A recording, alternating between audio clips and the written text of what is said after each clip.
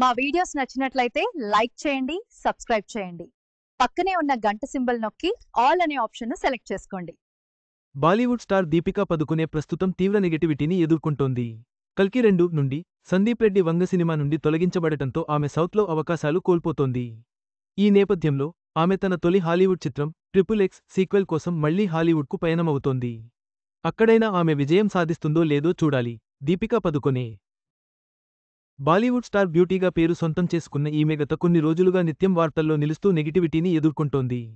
బాలీవుడ్లో సినిమాలు చేస్తూ అక్కడే సెటిలైపోయిన ఈమె అనూహ్యంగా ప్రభాస్, నాగ్ అశ్విన్ కాంబినేషన్లో వచ్చిన కల్కి 2898 సినిమా చేసి ఊహించని విజయాన్ని సొంతం చేసుకుంది. దీనికి తోడు ఇందులో సుమతి అనే పాత్రతో అందరినీ ఆకట్టుకుంది. ఇకపోతే ఈ సినిమా సీక్వెల్లో కూడా ఈమె హీరోయిన్గా నటిస్తోంది అంటూ గత కొంతకాలంగా వార్తలు వినిపిస్తున్న విషయానికి తెలిసిందే.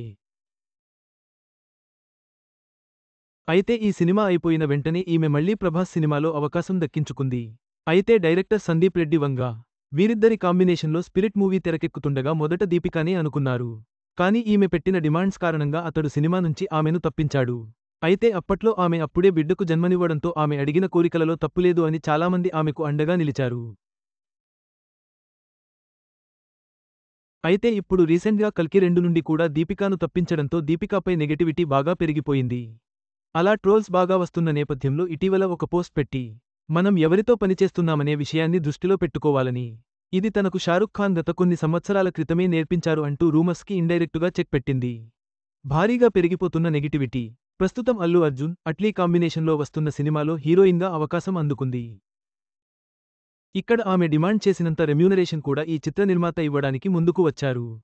కానీ ఈమె పాత్రను కొన్ని సీన్స్కి మాత్రమే పరిమితం చేసినట్లు సమాచారం. దీన్ని బట్టి చూస్తే ఇప్పుడు సౌత్ ఇండస్ట్రీలో నెగటివిటీ ఏ రేంజ్లో పెరిగిపోయిందో అర్థం చేసుకోవచ్చు. హాలీవుడ్కి పయనమైన దీపిక, అలాంటి ఈమె ఇప్పుడు మళ్లీ హాలీవుడ్కి పయనం అయిందని సమాచారం.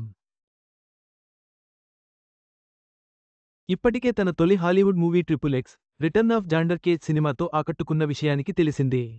2017లో విడుదలైన ఈ సినిమా ఇప్పుడు సీక్వెల్తో రాబోతోంది.